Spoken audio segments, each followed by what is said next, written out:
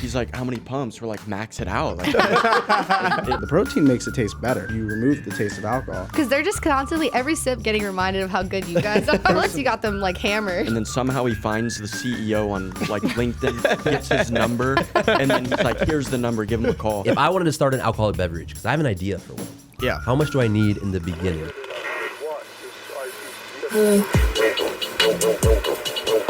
All right, this is X Factor episode 21.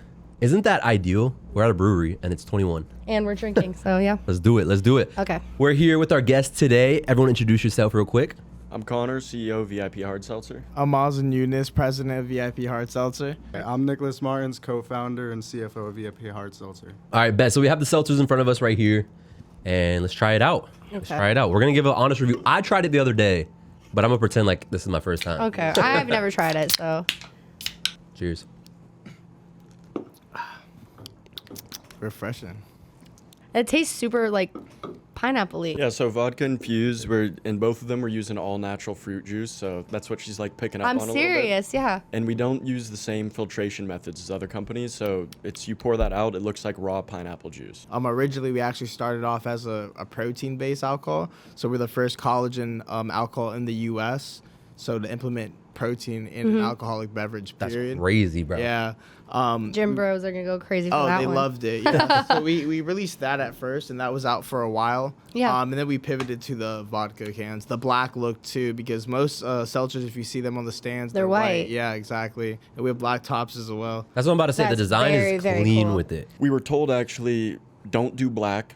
We We they did were- black. We were told don't do black tops, and we did all of it. So Wait, I love the black top. I think it That's looks sick. so clean. Yeah. yeah, and initially the design, we were working with our fraternity brother, and that skeleton hand he actually drew up on his iPad. Shout out Christian Gray. It looks like something that you would like drink exclusively like in a really nice club. Like it just looks Yeah, super yeah, yeah. classy and like cool. I And really that's like what we it. were going for. Yeah. Exactly. Go I ahead. felt like a lot of seltzers were being like super friendly, right? Yeah. So you have all of them. It looks like sunshine and rainbows.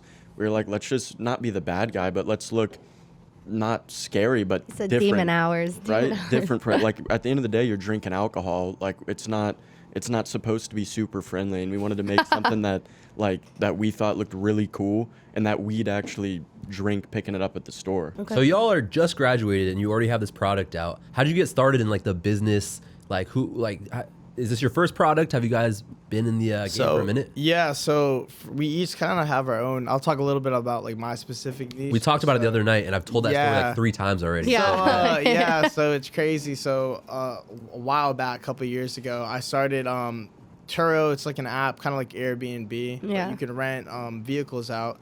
How I got into Turo is I purchased a vehicle and I couldn't afford it. I didn't know how I was gonna afford it. So I had to figure out like other ways of income, like while being a student. Yeah. How I was gonna pay that car off, and I found Turo. Started renting my car out for a month. It was a Ford Mustang 2019. Nice. And I figured like this is how I'm gonna pay the bill. Then it turned into something that was actually profitable, and then I started taking out more loans on more vehicles and just gauged it to. You said profitable. So your first car when you were renting that on Turo, how much were you making? For like the first month, probably 2,000 in profit is what I saw, and then I was That's like, wow, like you can wild. open up other like it's more beneficial to open up like Yeah. a bunch of loans than take out a bunch of loans. So my mom actually co-signed all of them. So wouldn't You have bought been them at able to do once? it.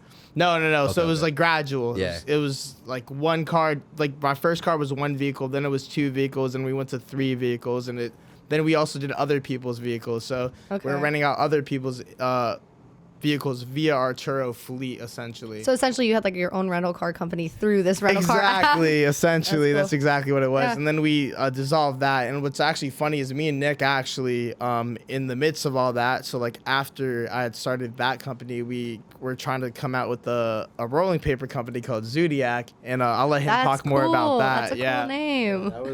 That was kind of a genius idea to this day we think about. It's a really cool name. But it kind of plays into astrology because Yeah. a lot of that was a big thing with like girls, especially in our like age demographic. Girls would love that shit, I'm telling you. Every single different like zodiac sign had their own rolling papers, and so if you were maybe an Aquarius like me, Me You too. you have your own different like unique aspect about your rolling paper that was Okay. designed or catered towards you, and it was kind of like a little treat we were gonna do. But the startup costs, we were what 19, 20 at the time. The startup costs terrified us. So you're not scared to talk about it? I'm always like, people are gonna freaking take your idea. It's So, a genius idea. I mean, yeah, but we own the LLC still, and the trade method. So you can't copy it if you're trying to go do that out Okay, there. gotcha, ZDX gotcha. actually still under us, but That's a it's good something. idea. Yeah, it's something for later on. But kind of going back to that, like the startup costs, like at that time were 4,000, which is like in comparison to like what we're doing now is very minimal. Yeah. So it's crazy to see like how far we've came within like Yeah. this next this past year at least. So I was at. Go ahead. No, I was just gonna say, what kind of startup cost does it look like to do something like this? Like, Well, so it's kind of funny how we all like came into our money to start this up. Yeah. Like they're saying they were starting that early on. You don't really want to throw that much at it when you're still in school Yeah, doing your thing. makes Like sense. you have stuff to pay for. And we were lucky enough we started this 8 months ago. So we were already about to be out of school. And we all had our own thing. So like for me, I didn't have a job during school until Cool, the yeah. senior year. Started doing valet. But before that, my mom was like, "Hey, buddy, like, I'm not giving you any more money. Like, you're gonna have to actually get a job. Like, what are you doing up there?" Like, I joined a fraternity. She's like, "What are you doing? Like, what are you doing up there?" drinking, mom. And I'm going to Research. school. I'm working, mom. and so I decided there was like this open modeling call, like 'cause it's Orlando, and I went. And they hit me up 2 weeks later. They're like, "You're in," basically. I was like, "All right, cool." And so I got one gig like immediately. It was Champs, and I was in all the Champs stores in the country, like every Champs store. And all I did was send a picture of it to my mom. And I said, "Look, I did this." And then she was like, "You know what? How much do you need this week?" And so I got back on allowance after that. But yeah, I did a couple random jobs like Ron John, shit like that. And then built up some money. So when we decided to do this, we all could like put our piece in to really get it going because he'd built some stuff up. Yeah, so we're self-funded. Like in the beginning, we're Yeah. completely self-funded, which is like difficult, especially with school. Like maintaining, like for me, for instance, I was in the PSP program, so it's like a whole that? other professional selling program. So it's Okay. not like a whole other, like it's like getting a certificate, but they like crush it into a year. And then like we each had our own like extracurricular thing or curricular thing that we were doing. Right. Plus trying to like run the business and like start Right. it up and like being a startup, especially in alcohol. Like if you talk to anyone, it's by far the hardest industry. It's the most regulated industry, but it's also like the industry with the most sharks. So it's really Right. easy to get like bought out or like kicked out of like your shelving space and stuff. So it's a very difficult industry. So like maintaining that while like school was very difficult for us. Out of Right. curiosity, what did you guys major in? I was a marketing major. I was a marketing major as well. Yeah, and I was in finance. And to kick back on what he said, like starting up in finance, what I was doing, it was a lot of, for me, it was a lot of internship hours. So, Okay. like working on this alongside internships. I know Mazen would go ahead and like kick my ass yell at me, every other time. Because That's good, for us, it's like we're kind of at war with each other where it's like you got to hold yourself accountable. Yeah. So, Yeah. you got to essentially wake up and prove yourself to everyone else. So even starting it up, it wasn't just money. It was like man hours, vesting hours. So Yeah. Yeah. like a lot to figure out and a lot to explain to my parents. I know my dad to this day with my major in finance, he's like, just go get a job. Right. He's like, go get a corporate Yeah, job, he's please. just Yeah. kicking my ass about that, but you just got to do what you believe in. So That's Right. I think so. You guys have been entrepreneurs for a minute. Now you graduated from college, but do you think, looking back, are you glad you went through with that? Because I know there's a lot of people that have creative ideas and they don't know. They're like, school, what am I gonna? I don't need a degree. So for my program specifically, everyone joins that program to get a job out of college. Like that's the whole point of the program. And I was the only one that's gone through the program, besides like one other person like 7 years ago that actually just tried to decide to start their own business. But what I've like learned from doing that is like the people they put you in a room with, every single one told me to keep doing what I was doing. So I remember I had an offer from one of the VPs of business banking for Chase in Orlando. And I had an interview with him, told him about what I was doing.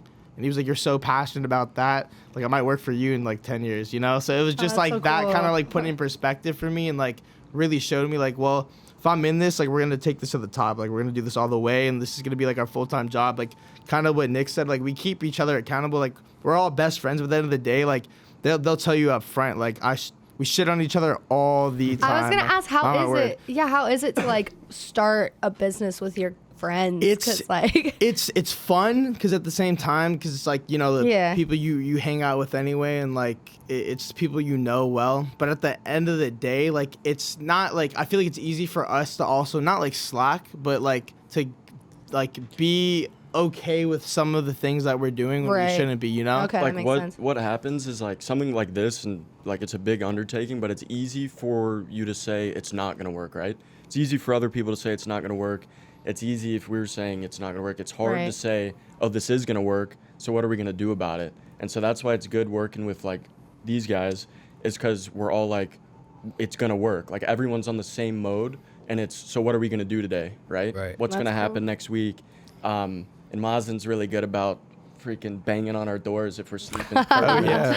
That's annoying as hell. No, yeah. that's so important though. Like But I you was, need that, yeah. That's what You I'm need saying. that Like mixture, you need like- someone to like call you out and is not going to let you slack. Like not Exactly. even like encourages you. No, Yeah, not encouraging. We're yeah. talking about brute force. Full brute force. Like Yeah. I don't give a shit. Like Yeah. no, they know it, but it's all love, you know. Like we Yeah, both, I know, we it's all not want the yeah. best thing for the company at the end of the day. So Yeah. like when I'm pissed off at them, it's because I want us to succeed Yeah. as a whole. You know, it's not because like fuck you. Yeah, It's because yeah. like I love what we're doing and I want us to succeed. You know, that's Right. really what it is. And you It's not push like each other to do better. That exactly, makes and I sense, feel yeah. like we complement each other like Yeah. really well though, because like I feel like there's certain things I'm not supposed to be the one that takes lead on because I am the more aggressive and forefront person, and they're more like listeners found and they that out understand. early. Yeah, we did find that out early.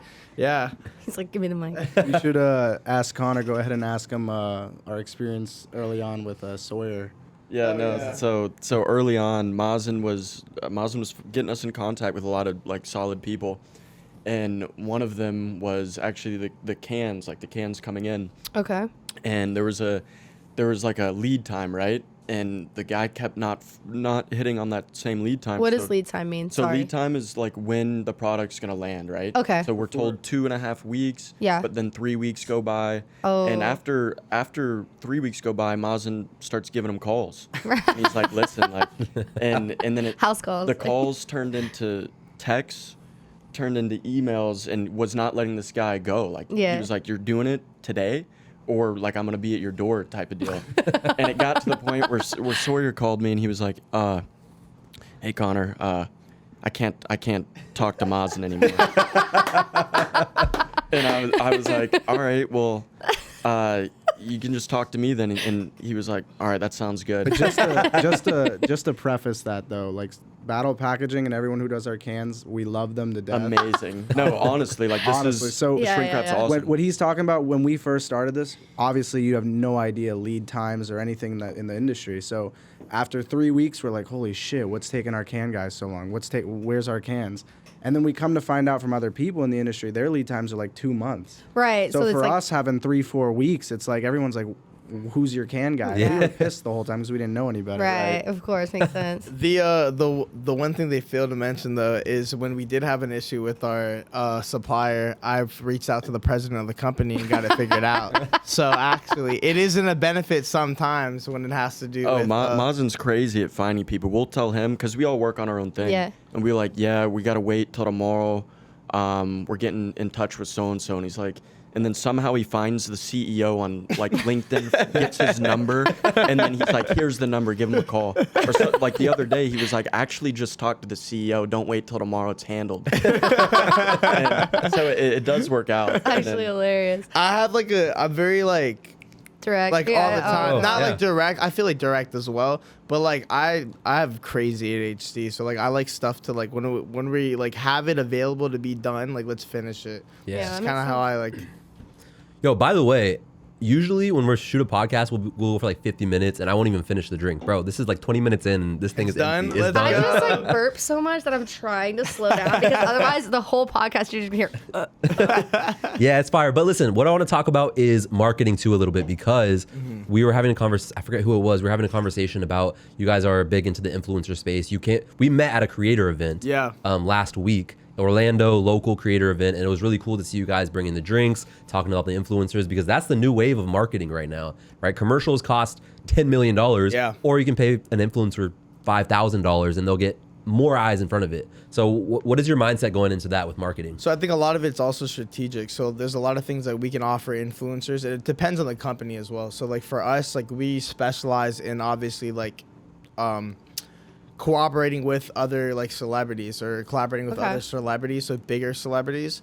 So for like micro influencers or influencers of that sort, they have an added value from our company by being able to have access to those individuals. In respect, I feel like we're going to be doing affiliate links, so that's going to be another thing. I feel there's a lot of ways to not have to put up like avid capital in like or like straight liquid cash and still get a benefit out of a relationship as long as it's obviously strategic, so it works on both people, like it works for both the influencer and the brand. That's my take on it. I feel like social media is where everything's going, though. I feel like you could see companies built up doing like revenuing millions and millions of dollars of just by being on TikTok for like 2-3 months. You know, Who's your like dream celebrity and or influencer? You got anyone endorse anyone endorses your anybody. product? Who would it be? I feel like for We were shooting for Kodak. mine would be Yeet. I love Yeet, like the rapper Yeet. I think his music's banging, but I fuck with Yeet really heavy. What do you think?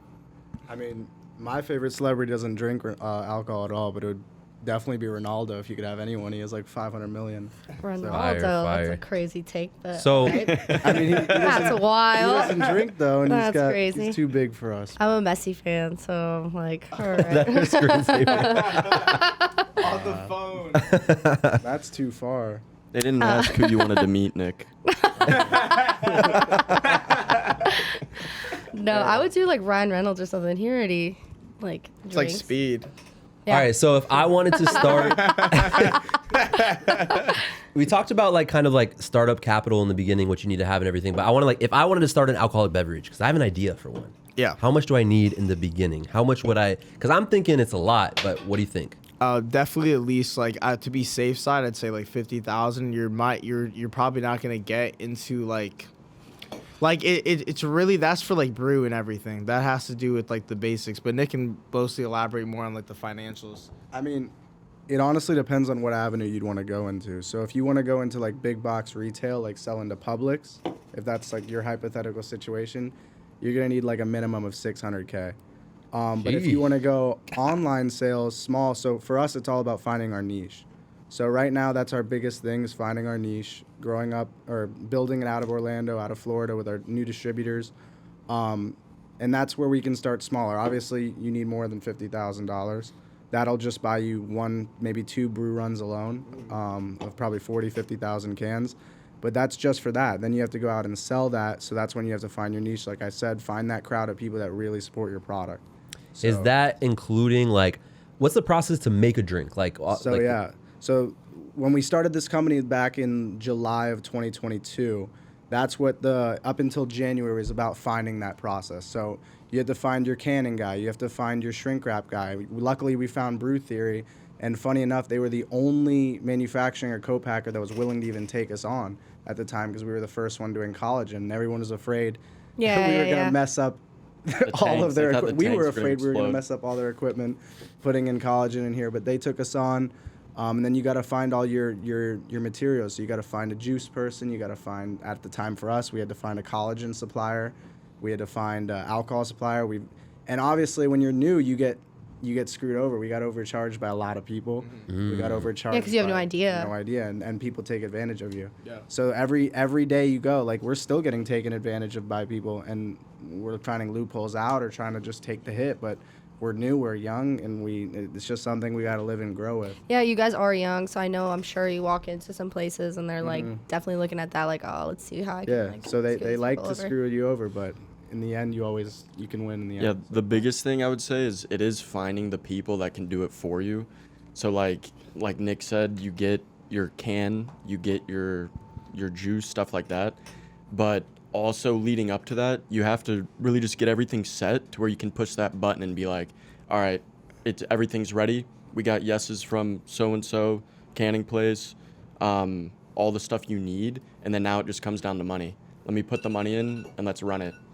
Because it's really important to get those steps, because if we just tried to start and we were like, this is what we want to do, let's try to just run it right now with these people, it wouldn't work, because there's so much back-end stuff to get the bones built up to where you can do it, especially legally. I just think a good segue point, speaking about you grabbing another one because you liked it so much, would be to go into the formulations and how me and Connor whipped up that formula in about 10 hours one day. I want to know that. In I about genuinely 10 want to hours. know that. Dang.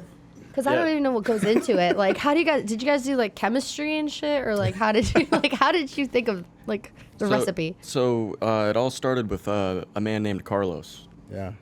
No, so we were in his name is Carlos. But, we were actually in here. Yeah. And we came here. We didn't know. We wanted a vodka seltzer, but we didn't know what flavors we wanted yet. So we knew we had a lot of work to do coming in, and it just starts from its ingredients. It was actually pretty crazy because we didn't know what to expect. Like, we got the bag. Like, we brought our stuff here, and we were like, all right, let's make this. So you actually brought like physical, I know that sounds Yeah. stupid, but like you didn't just tell somebody like, hey, pineapple kind of, and No, whatever. You not actually at all. made it. That would have been nice. But no, we ordered this stuff, and we came with like these bags of the base ingredients that we had found. So we're in here, we're mixing it, but like we're stirring it, right? And it's kind of stirring. And it's a whole like op though. It's not like we're stirring it with a spoon. And we would get these little droppers. So we went for pineapple, and we're trying all this different stuff.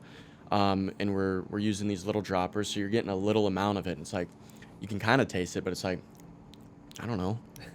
Does it taste good to you? He's like, I don't know. Let's add this. But then you got Carlos doing the little, like when he would just be like, oh, it needs mint. And he would come back from like, there's like a little upstairs storage area here, and he'd come back in with like some mint extract. It needs mint. And do the same thing. You'd be like, what do you guys think of that? And then me and Connor, it's It like, tastes the same. And we'd be No. like, maybe. But we got to the point where we knew what wasn't going to work. And we were like, yeah, that's just really bad. And at about hour 8, me and Nick, everything was tasting good. We were like, yeah, that's good. And that's We're just blacked out. Like, yeah. That's great. And that's when we went from the drops to we were like, all right, Carlos, can I see? It was beakers. We were like, can I see that? And we'd start taking more drinks from the beaker to get more of like a feel for it. And we were like, all right, maybe we need to stop today because these all are tasting nice. We knew though, we were like, this tastes good, but we need an EXFactor. We're not going to say what the EXFactor is, but we were like, we need something more. So the X Factor is hidden in plain sight, though. it is hidden in Something- plain sight, and it's something that is unique to our formulation, but it's kind of like Oh, our you can't talk secret about it? sauce. But the craziest part was I feel like the protein formulations, because those would like actually foam. So we got like a These are like kids at a science fair, like, just making shit blow up. fully that's what we were. So like for like it was like 2-3 months of doing it. Well, we So were like, we got our stuff, like, because we were just mixing. We'd get like ice. it's like at the house. for the carbonation. And we were like, all right, we got it all. And Nick's like, yo, like, let's go get a soda Soda stream. stream. Like, we need to make it carved up so it's the real deal. So we're putting all our little like stuff in there, and he's like, yeah, dude, let's pump it. He's like, how many pumps? We're like, max it out. Like, it needs to be carbonated. So we put it in there, and we're in the house, and we click it, and we're like looking at it. We're like, it's working. It's like it's working, and then it just starts going everywhere. Like it like actually everywhere. And we're like, yo, turn it off. And there was foam everywhere, and we started with this much, and there was this much juice, and it was like frustrating because we got it down to the point, as scientific as we could, right? Yeah. Like getting it down to the 0.2 ounces of this and that. To be And fair, we were using shot glasses though. And to it was- measure. Like we would even like. we gotta tell them about their first. Yeah, so with the first formulation, Yeah, so- we thought we were scientists, right? And I'm telling Nick, I'll let you talk about it, but I'm telling Nick, I'm like, yeah, dude, for this one in the can to get it to 7% was our first one. I was like, it's a shot and a half, so you're gonna have to do a shot and a half of of the vodka It was a little more. for it to taste right, and so Nick one day was like, okay, I'll like me and Mazen were busy, and he was like, all right, man, like I'll give it a go, shot and a half, let's go. And so he started messing around with his own formulation. Well, no, that was the day. So this is prior to us even. This sounds really stupid talking about it again, but rather than us thinking it's 7% of the entire drink worth of alcohol, we were doing like formulas to figure out 7% of the value of whatever amount of vodka it is in comparison how much. We didn't know what we were doing. So it ended up probably being 15 to 20% alcohol. Oh my god. And the protein, like everyone thinks the protein's what makes it maybe taste weird. The protein makes it taste better. That's why we want protein in this one, because it makes it taste better. You remove the taste of alcohol. So I was drinking these 20% drinks, knocking them back, and they taste like nothing. I was like, we got the formula down. And I think Formula's good. I was on my bathroom floor that night, I think, texting over at Connor saying the formula's a little too strong. And so that's when we decided to really take it here to a lab. People would still buy that though, like 25%. They were buying it.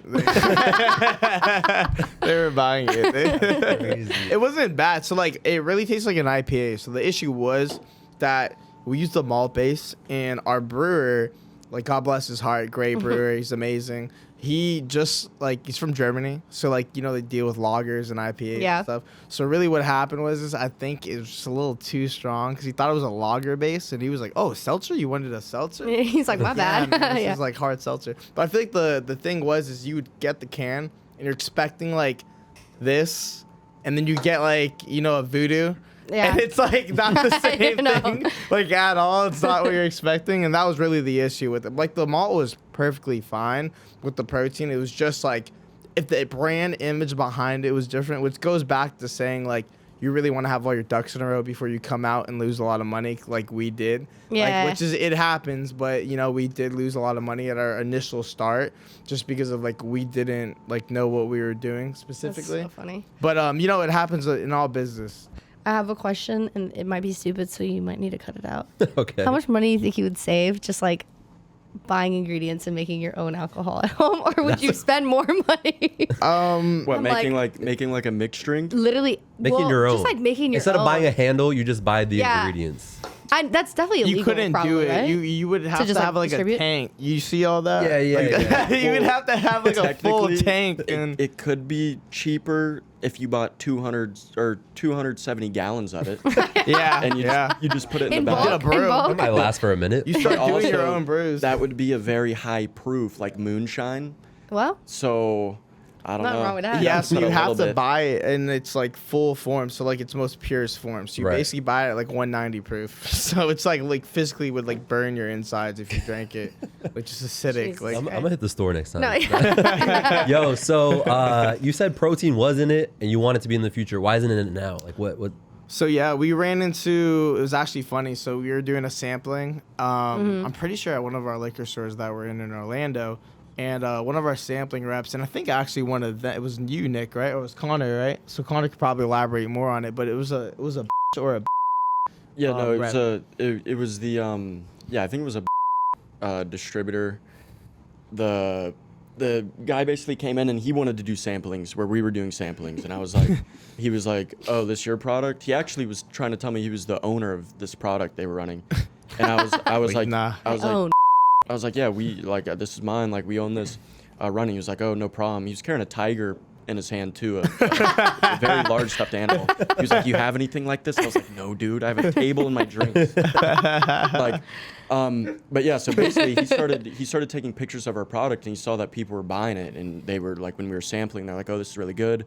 They were going up to the counter, and we were selling cases like from our samplings. So cool. what happens in this industry is it's about how much money you have, who you know, and it's politics. Right. So this guy was with a much larger company, and he had went back and he had said, look at these guys, look what they're doing. And so when we went back for 2 more flavors, because we initially had the strawberry and the mango, we went back for 2 more. The approvals that we initially had, we still have for strawberry and mango. However, those new flavors, they were like, listen, guys, we're not going to give them to you. We're not going to let you do any more of these collagen seltzers. You just got to stick with what you got, strawberry mango. So we were like, and what we got. Who is they? So it's called the TTB. So it's basically like the FDA, but for alcohol. It's Tobacco Trade Bureau. Tobacco Trade Bureau. But okay. So they come back to us. They say, we're not going to release any more flavors to you. So what we had, though, was the malt. we couldn't do a vodka collagen, right? So what we're doing right now, it's called the grassless. So it's generally recognized as safe, right? The reason they wouldn't give us more is because they've never seen in the States collagen infused into an alcoholic beverage. Interesting. It's infused into other beverages, just not alcohol. So not necessarily that it's not allowed, but because it's not Has it on been the done before? approved list. Exactly. Yeah. Yes, because it's Exactly. not on the approved list, they found a little loophole. So 'Cause now, it's right new. now, we're in the process of putting it on the grass list with our lawyer, Yeah. so we can actually produce it. So But- we're probably realistically maybe 4 months to half a year, 6 months out from getting our collagen back in the drink. So we're really excited about that. So we're just gonna be running these, and it's pretty much gonna be true to this flavor, except it's gonna amp up with the collagen. Like the collagen really has a different palate to it when you put it in the beverage. Dude, that's exciting. And how much protein is in a drink? The new ones we're gonna be coming out with, it'll probably be It's like a gram. like 1 to 2 grams 1 to of 2. collagen. It's more Just so for enough. flavor. Yeah, it's more so for Okay, flavor. okay. So like you'll really see it whenever we come out with it, obviously. But it's more so for flavor and not like a nutritional aspect or anything like that. I mean, I would sell it as a nutritional. I'd be like, oh, You can't though. Get You your just protein can't. in. You Yeah, can't. yeah, You no. really can't. And I it's believe that. not what it's for anyway. You know, like it is like in some respect you could say it as like a consumer, but as yeah. like from a brand standpoint, it's more so for flavoring. Yeah. Makes sense. C-Bum could say it. That'd be huge. Yeah. C-Bum could say it. Connor's boyfriend. Yeah. No, but anyways. We're just gonna skip over that part, but the collagen for us is just a differentiator. Like that's Makes our you main different. thing. Yeah, That's yeah, what yeah. that's the true brew. We haven't got to do the true brew yet. That's why it's annoying for Yeah, us. from the start, when we first started, we were actually making, just before this was a company, we were mixing whatever we could find, Tito's, Everclear.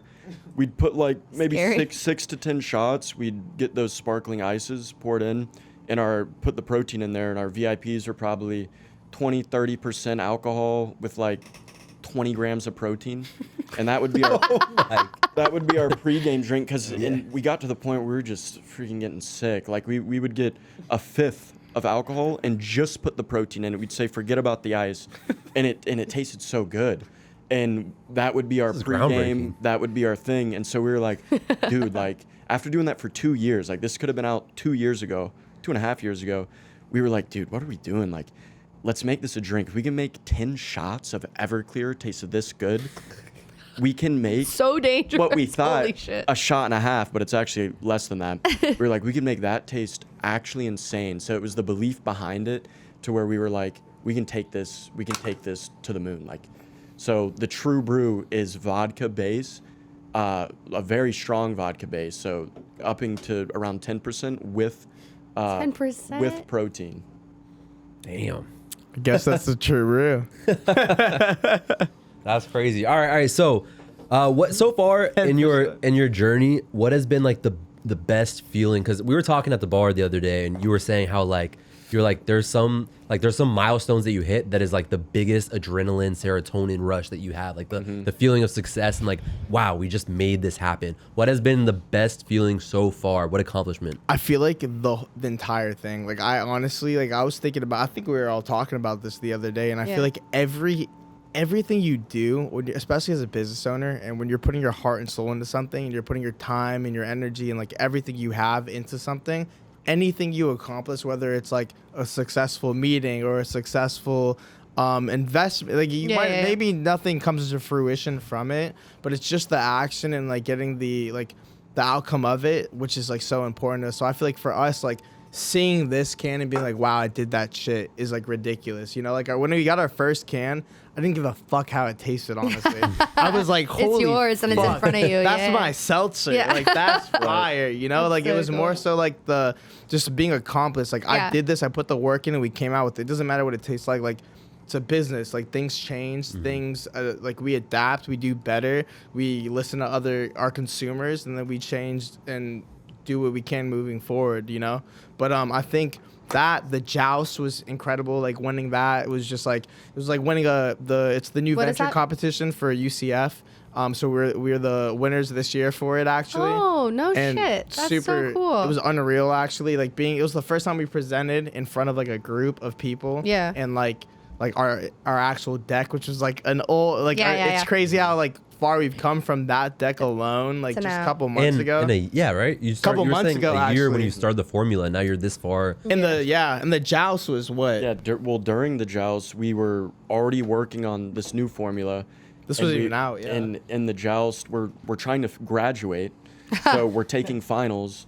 We're working on getting this to market, and we're still selling our old stuff, and we're doing all this while going into the joust. And there was 3 different rounds of it, and the other people like they were eat, sleep, and breathing this, and the joust was kind of something we were like, we have to do it, right? Because Yeah. we're still in school, and it's like we believed in it so much, but we had such a belief. We were like, we're gonna win. We kept saying it. We have to win, but You we're manifested just it. gonna win. Yeah. And it was crazy to go from meeting to meeting, because we were always like, at the end of it, we'd do our pitch and we are like, maybe we don't win actually. No, literally, yeah. And then the feedback was so awesome. Like after. I remember when we were going through the initial trials of the joust, it was like we had we went through our first room, and you like have to win your room like every time. There's like different levels to it. And like when we won our first room, I was like, wow, like we're gonna win this whole fucking thing. And like I feel like the funniest thing from that moment was when we knew we were gonna win, and they had called, I think, second place, and then Connor was like, "How are you cashing the check?" And the check's like a fucking like the big ass.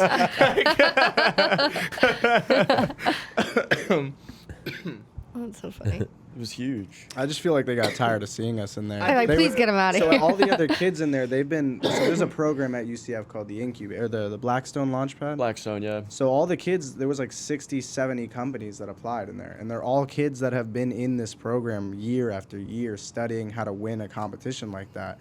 You guys And just walked in. So it was different for us because we were one of the only people not in that program. We just joined because we saw a sign saying win $50,000 through UCF. No way. So we entered late. We were like, screw it, we'll just do this. And then we ended up going to the room.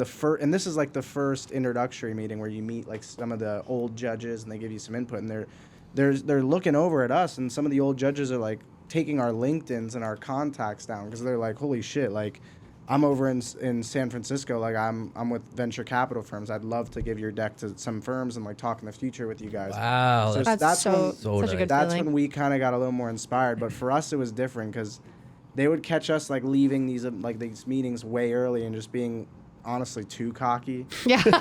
But we had stuff to do, so But it's yeah, like we I had- can't sit Yeah. here all Stuff day. to Like do. we gotta go. Like But the worst- $50,000 I is think- nothing to me. I think the worst they got a bad impression of us when this was the finals, the joust finals. So there's 4 companies left, and it's in a big auditorium. It's in this big hotel here in Orlando. Like hundreds of people there, hundreds of business owners there, and my bad. No, you're good. And so we're the third or last to present. I think we we were the third. second to last, right? So we were third to go, and I told Connor and Mazen, I'm like, I'm not watching the other kids go because that's gonna mess with your head. Oh, Like, nice. you okay.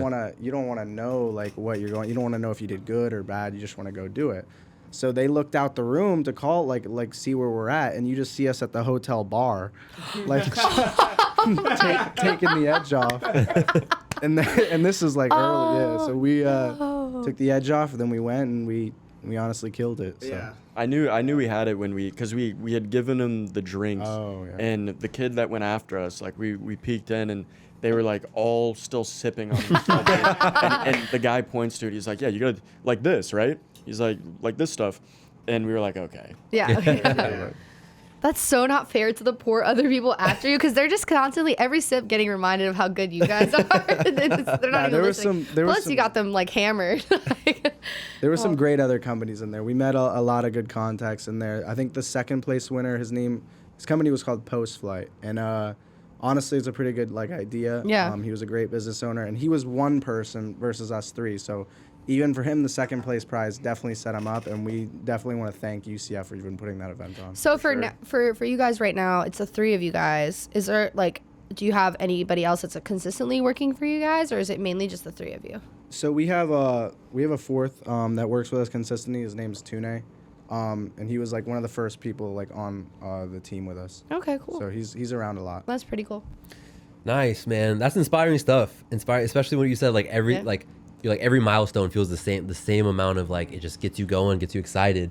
Oh, one thing you said earlier that I consistently talk about, like we have this podcast, right? So like we're trying to do something big as well, and like kind of going along with what you were saying, it's like the whole world is going to be against you. So like, why not, advocate for yourself? Like, why would you also be against you? Like, if you just got to believe in it, and like, I just really like that. And no one likes anyone that's not like. This is what I've learned too, is like, until you actually make it, no one's gonna give you the respect of accomplishing what you did. So until they see it in every store they walk into, right, like, the people that know us are gonna say whatever they want at the end of the day, unless you're actually like, you'd be surprised like how many people that were like actually our friends that are kind of like, they're like friendly, but they're not really, they're not. We talked about this literally yesterday. I talked about this yesterday. And it's like they kind of hate from afar, right? But it is what it is, because like we know they're like saying shit, but it's whatever at the end of the day. But like, I feel like that's what added motivation, because at the end of the day, like what I was saying is like, we want this shit to be everywhere, so then they could be more mad, that's the fucking goal to piss them off even more. I agree. Yeah.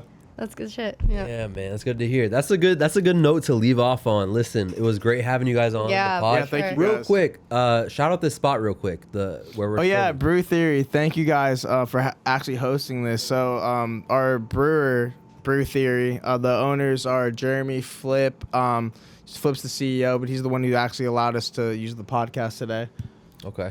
Carlos. Shout out Carlos. Carlos. Shout out Carlos. Let's get this flavor. Awesome, man. Anyway. All right. Well, thank you so much for. You want to say something? No, I was gonna say we're gonna have to see Carlos soon to reformulate this blood orange flavor. So hopefully, Nice. if he's watching, we're gonna have to send him a text here soon. Nice. exciting. All right. Well, thank you guys for tuning in. Make sure to like, comment, and subscribe, and we'll see you guys next time. Peace. Bye. That is Fire. a thing, by the way. I think it went really well. Dude, That was this good. diamond is so fucking cool, by the fuck way. with it. Oh, I Let's do go. fuck with it. I do.